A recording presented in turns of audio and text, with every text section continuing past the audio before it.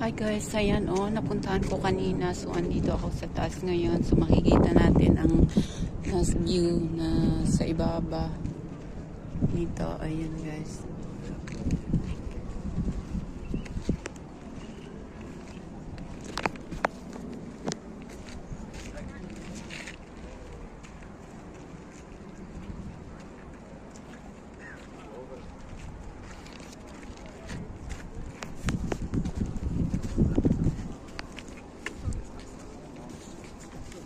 Yan ang lawak-lawak nito guys.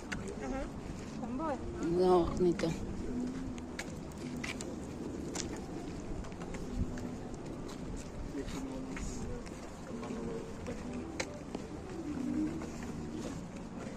Latino.